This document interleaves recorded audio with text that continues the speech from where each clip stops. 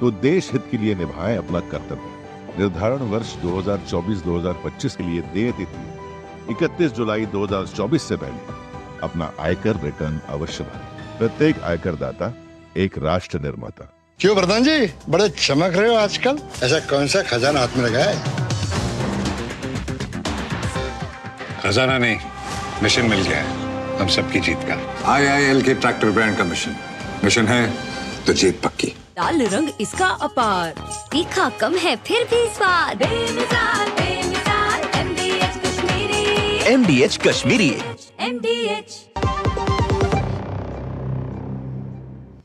और ब्रेक के बाद आप सभी का एक बार फिर से स्वागत है। ब्रेक पर जाने से पहले हम जिक्र कर रहे थे नीति आयोग की उस बैठक को लेकर जिस पर सियासत भी देखने को मिली। इसी से जुड़ा है आज का हमारा विशेष भी, नीति आयोग की बैठक, राष्ट्रनीति बनाम राजनीति। क्यों आखिर इस राष्ट्रनीति के मसले पर राजनीति हो रही है, इस विषय पर बात करने के लिए तीन बहुत ही खास मेहमान इस वक्त मेरे साथ मौजूद हैं। स्टूडियो में मेरे साथ मौजूद हैं सौरभ सिकदर जी, जो कि प्रवक्ता हैं बीजेपी के, हमारे साथ स्टूडियो में मौजूद है। सर बहुत स्वागत है।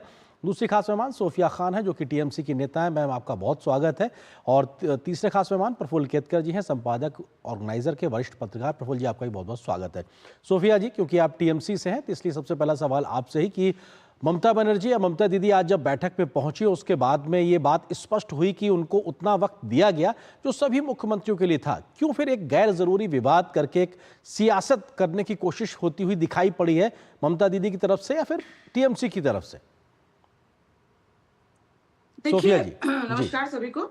सबसे पहले तो मैं कहना चाहूंगी कि ये जो भी हुआ आज नीति आयोग के वहां पर मुख्यमंत्री ममता बनर्जी की, सबसे पहले तो मैं इसको कंडेम करती हूँ कि जिस तरीके से अपमान किया गया, कि माइक को काट दिया गया। अगर आम इंसान के साथ भी अगर ऐसा किया जाए तो उसको भी बहुत अपमान महसूस होगा, लेकिन वहां तो वो एक मुख्यमंत्री थी, एकमात्र महिला मुख्यमंत्री थी जो अपने स्टेट को, अपने राज्य को रिप्रेजेंट करने गई थी। तो मुझे लगता है कि इसकी ये जो भाजपा है, ये लोग हमेशा से ही हिटलर वाली नीति करते हैं कि मैं हूं मैं हूं मैं हूं, और ये किसी भी विपक्ष की आवाज को दबा देना चाहते हैं पूरे देश में। जो यहाँ उन्होंने नीति आयोग में माइक को काटकर या आवाज को दबाकर इन्होंने ऑन रिकॉर्ड यहाँ पर जो है चीजों को करने की कोशिश की, इसकी मैं निंदा करती हूँ। और दूसरी बात है, ममता बनर्जी जो वहां गई, उन्हें देश की चिंता है, उन्हें अपने राज्य की चिंता है, तो वो उस कारण से गई। लेकिन जिस प्रकार से उनका अपमान हुआ, मुझे लगता है ये बिल्कुल होना नहीं चाहिए था। और दूसरी बात है, मैं ये भी कहना चाहूंगी कि सोफिया जी, लेकिन नीति आयोग के सीईओ ने, सोफिया जी, नीति आयोग को सीईओ कह रहे हैं कि सभी को 7 मिनट दिया गया था, उनको भी 7 मिनट बोलने का दिया गया। वित्त मंत्री महोदया जो केंद्रीय निर्मला सीतारमण जी हैं, वो भी इस बात को कह रही हैं। तो क्या ये तथ्य आप झुटला रही हैं पूरी तरीके से? नहीं याद आ रहा है, लेकिन एक है जिनको 20 मिनट भी तक भी दिया गया था, 20 मिनट का वक्त भी दिया गया है। ये आप जांचिए और देखिए, 20 मिनट का वक्त तक दिया गया है और ममता बनर्जी को 5 मिनट में उनके माइक को डिस्कनेक्ट कर दिया गया। ठीक है, ठीक है, आपके आरोप का जवाब ले लेते हैं। सौरभ सिकदर जी हमारे साथ में। ठीक है सोफिया जी, मैं आपके आरोप को, आप जो आरोप ले रहे हैं उसका जवाब लेते हैं। सौरभ सिकदर जी बीजेपी से हमारे साथ जुड़े हुए। सौरभ जी, वो कह रहे हैं कि आप विपक्ष की आवाज को दबा देते हैं और माइक बंद करने का ये पहला मामला नहीं, अगर उनके आरोपों को लिया जाए ये आरोप संसद तक होते रहे हैं। सौरभ जी देखिए, ममता बनर्जी जी का जो राजनीति है वो झूठ के पराकाष्ठा पे चलता है।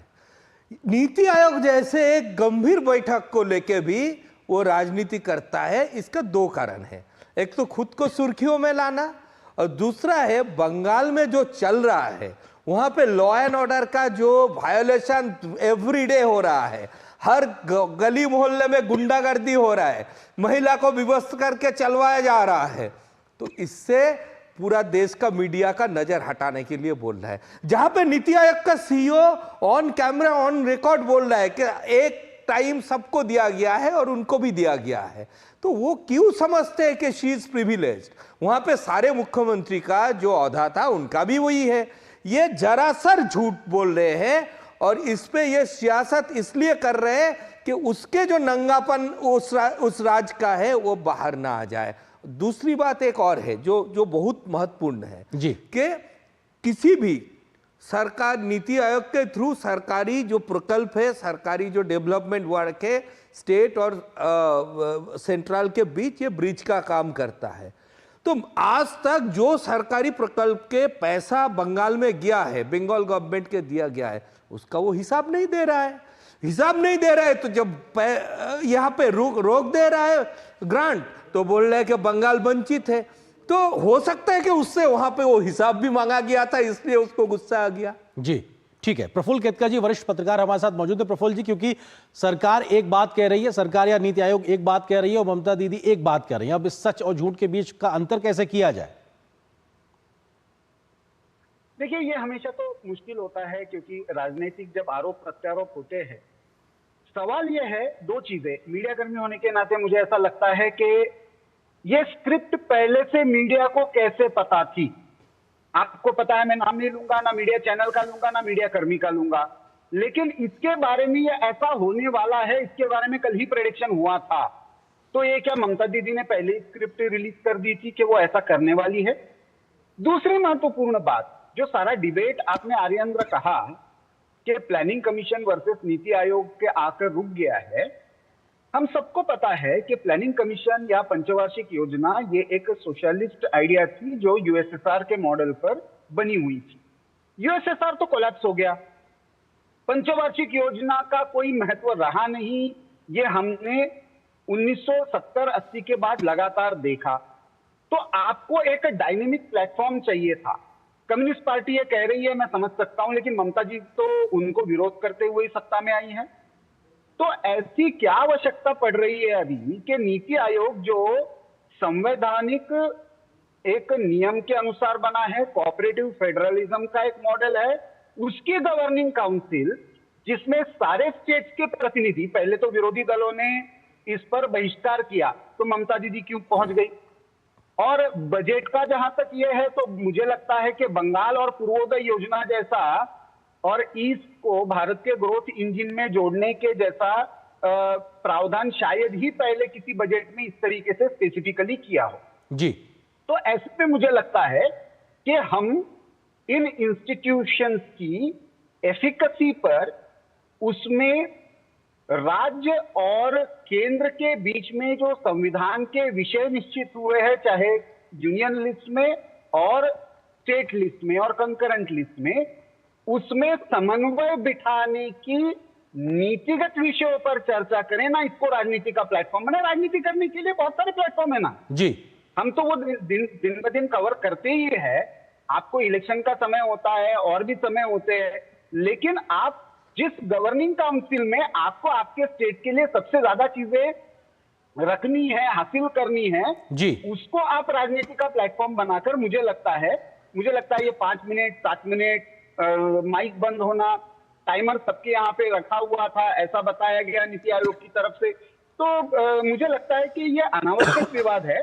इसमें राजनीति की बजाय इस पर नीतिगत विषयों पर चर्चा, ठीक बात, हो इस तो पर ज्यादा ठीक रहेगा। नीतिगत विषय पे बात होना जरूर। सोफिया जी, क्या ये गैर जरूरी था कि हर जगह पे राजनीतिक बात हो?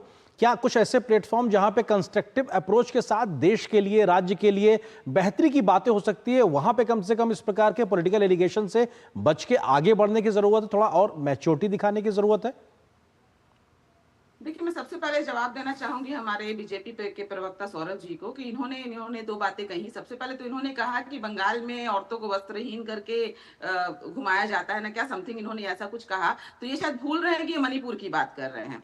और दूसरी बात है, बंगाल में महिलाएं बहुत सुरक्षित हैं और बंगाल के लॉ एंड ऑर्डर जो है वो बिल्कुल ठीक है। शायद कहीं ना कहीं आप लोग अपने दिल्ली में बैठकर आप देखते हैं या मीडिया के थ्रू आप दिखाते हैं, लेकिन अगर हम जमीनी स्तर पे बात करें तो यहाँ पर लॉ एंड ऑर्डर ठीक है। अगर ऐसा नहीं होता तो ममता बनर्जी तीसरी बार यहाँ पर हुकूमत नहीं कर पाती है। ममता बनर्जी अभी हमने देखा लोकसभा में भी बहुमत के साथ नहीं जीत पाती। और दूसरी बात, इन्होंने जो कहा कि यहाँ पर जो फंड्स हैं वो ऑब्वियसली यहाँ पर रोक दिया गया है। मनरेगा और अगर हम आवास योजना की बात करें तो कम से कम 1,65,000 तक, अनुमान 1,65,000 करोड़ तक के जो रकम है वो रोक दिए गए हैं केंद्र से। तो मुझे लगता है ये देखिए, ये जो विवादें हैं कि यहाँ पर क्या हुआ नहीं हुआ, इनका कहना है भ्रष्टाचार हुई है। भ्रष्टाचार चलिए मान लीजिए 2 मिनट के लिए अगर हम मान भी लेते हैं, तो आपने इसके लिए आगे क्या कदम उठाया? आप कहते हैं कि बंगाल के डेवलपमेंट के लिए आपने पैसे दे दिए, लेकिन यहाँ तो गरीबों के पैसे रुक गए। जो लोग, जो मजदूर हैं, जो श्रमिक हैं, उनके पैसों को तो आपने 2 साल से रोक रखा है। उसके लिए आपने क्या किया है? क्या कौन से कदम उठाए हैं? और नीति आयोग के लिए आप किसके लिए नीति बना रहे हैं? जो लोग जिस राज्य राज्य में आपकी हुकूमत है, जिस राज्य में आपका शासन है, आप जी। उनके लिए काम कर रहे हैं। आप लोग ठीक है बिहार सौरभ के जी, लिए आप किसके लिए बातें काम कर रहे हैं और मध्य किस प्रदेश के लिए क्यों बात कर रहे हैं, असम के लिए बात कर रहे हैं। आपने लेकिन बंगाल के क्योंकि हक का आपके साथ पैसा नहीं रोका है। हुआ? सोफिया जी, आपके आरोप का आपके जवाब साथ ले नहीं लेता है, हूँ। इसलिए आपने बंगाल के हक का पैसा रोका हुआ इसी तौर पे कह रहे हो, गरीबों का, पिछड़ों का पैसा आपने रोक रखा है, वो ये आरोप लगा रही हैं। आप फंड्स नहीं दे रहे हैं, क्या कहेंगे सौरभ जी? जी सोफिया जी, मैं आता हूँ, आपके आरोप को ले रहा हूँ। देखिए, केंद्र से जो पैसा जाता है वो बंगाल के आम लोगों के डेवलपमेंट के लिए जाता है, नहीं जैसे लोगों को फ्री रेशन देने के लिए यहां से मोदी जी पैसा भेजते हैं कि लोगों को फ्री रेशन मिले। वो रेशन का पैसा कहा जाता है ज्योति प्रिय मल्लिक के घर में, जो आज जेल में है, जिसको सीबीआई ईडी पकड़ के जेल में रखा है। वो पैसा कहा जाता है शेख शाहजहां के घर पे, जहां पे ईडी के ऊपर हमला होता है, वो कहाँ है? जेल पे है। जो वो कहा जाता है पार्थो चटर्जी के घर पे, वो कहाँ है? जेल पे है। तो ये पैसा टीएमसी कैडर और उसका मंत्री और उसका नेताओं का जेब में भरने के लिए नहीं भेजा जाता है, बंगालियों का, बंगाल के आम आदमी के लोगों के लिए बोला जाता है। दूसरा, सोफिया जी बोला कि हम दिल्ली में बैठ के बोलते हैं, आज मैं दिल्ली का स्टूडियो में हूं, मैं बंगाल से और बंगाली रहता हूं। तो चोपड़ा, माथाभांगा, आपके घर के पास आड़ियादह, यहां पे क्या हुआ था दीदी? ये भी थोड़ा बता दीजिए, ये झूठ है। बता दीजिए माथाभांगा में किसी औरत को निर्वस्त्र करके नहीं घुमाया गया। बता दीजिए चोपड़ा में ऐसे नहीं पीटा गया तालिबानी शासन के तहत। बता दीजिए आड़ियादह में ऐसे जयंत ने ऐसे नहीं किया। आप इसको नकार तो सकते नहीं, लेकिन आज जो बात है ये नीति आयोग में मेरे को आप और पक्का लग रहा है कि ये हिसाब वो नहीं दे पाए थे, इसीलिए ड्रामा करके आज बाहर आ गए। ठीक है प्रफुल्ल जी, क्योंकि ये लगातार आरोप प्रत्यारोप तो चल रहे हैं, लेकिन इस आरोप प्रत्यारोप के बीच में राज्य की जनता, खासकर से अब मौजूदा हालात में बात करें, विपक्षी दलों की, राज्य की जो शासित राज्य उनकी जो जनता है, उनके हक की बात सही तरीके से रखी नहीं जा पा रही है। उनके हक में शायद और बेहतरी से फैसले हो सकते हैं संभावित, जो कि शायद ना हो पा रहे हो। आपको लगता है कि नुकसान तो अल्टीमेटली उसी राज्य की जनता का हो रहा है? बिल्कुल आर्येंद्र, मुझे लगता है कि स्पष्ट कर दी। पहली बात तो ये कि जो विपक्ष का एक गठबंधन बना था उसकी दरारें स्पष्ट हो गई, क्योंकि ममता दीदी आ गई, सोरेन साहब आ गए, तो वो एक तरीके से जो एक कॉमन स्ट्रेटेजी बनी थी इसको बॉयकॉट करने की, उससे तो ये अलग हो गए। दूसरी बात ये है कि यहां से निकलने के कारण जो विषय, क्योंकि आप संविधान की बात करते हो, संवैधानिक प्रावधानों की बात करते हो, ऐसे में मुझे लगता है नीति आयोग ये सबसे अच्छा प्लेटफॉर्म है जहां पे कोऑपरेटिव फेडरलिज्म को, जीएसटी काउंसिल और नीति आयोग की गवर्निंग काउंसिल, ये दो ऐसे प्लेटफॉर्म है, क्योंकि वहां पे सारे स्टेट्स के फाइनेंस मिनिस्टर रिप्रेजेंटेटिव होते हैं और यहाँ पे सारे स्टेट्स के और यूनियन टेरिटरी के चीफ मिनिस्टर और लेफ्टिनेंट गवर्नर रिप्रेजेंटेटिव होते हैं। तो ऐसे में केंद्र की सारी योजनाओं का एक तरीके से आपके राज्य के संदर्भ में आपको असेसमेंट करने का और उसके संबंध में आपकी आवश्यकताओं को, आपकी प्रायोरिटीज को, लेकिन वो इस कॉस्ट पर नहीं हो सकता कि आप ऑडिटेड स्टेटमेंट उन स्कीम्स का नहीं सबमिट करेंगे। इसमें यह मिक्सअप करना ही मुझे लगता है अनावश्यक है, क्योंकि जो योजनाएं केंद्र सरकार की वहां पे लागू है, नीति आयोग उससे बहुत अलग प्लेटफॉर्म है। उसका आज का जो थीम था वो विकसित भारत 2047 था और उसका एक अप्रोच पेपर नीति आयोग ने रिलीज किया हुआ था। उस अप्रोच पेपर पर डिस्कशन होना अपेक्षित था।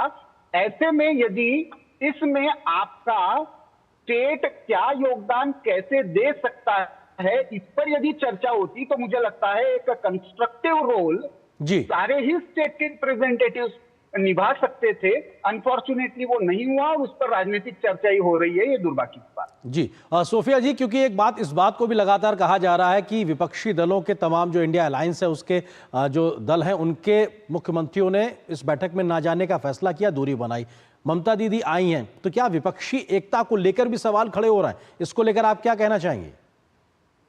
देखिए, मैंने पहले ही कहा कि ममता बनर्जी के जाने का मुद्दा था कि उन्हें अपने राज्य की चिंता है। ऐसा नहीं है कि देखिए, ऑपोजिशन के लीडर्स जो हैं वो अपने अपने सुविधा के हिसाब से गए नहीं गए, वो एक बात की बात है। लेकिन ममता बनर्जी अपने स्टेट, उनको उनके स्टेट में जो मनरेगा और आवास योजना के फंड्स को रोक दिया गया है, उसकी भी बातें करने के लिए वो गई थी। तो जाहिर सी बात है, इसमें देखिए, इसमें ये नहीं दर्शाता, अगर कोई पहुंच जाता है तो इसका ये मतलब नहीं है कि इसमें कोई उनकी एकता जो है वो भिन्न हो गई। ऐसी कोई बात नहीं है। और दूसरी बात है कि ममता बनर्जी वहां पर गई, अपने राज्य के मुद्दों को रखने के लिए गई, लेकिन अपमानित करके उन्हें चुप करा दिया गया। ये बहुत ही ज्यादा निंदा का विषय है। मुझे लगता है कि ऐसा नहीं करना चाहिए। और अगर मैं सौरभ जी को फिर से एक बार जवाब देना चाहूंगी, जैसे उन्होंने आरोप लगाया कि यहाँ पर जो पैसे हैं, जो फंड है, वो हमारे लीडर्स, हमारे टीएमसी लीडर्स के पास है, तो मैं चाहूंगी कि वो शुभेंदु अधिकारी के बारे में भी कुछ टिप्पणी जरूर करें, क्योंकि ईडी और सीबीआई का जो रेड है वो उनके घर में तब तक होता था जब वो टीएमसी में थे।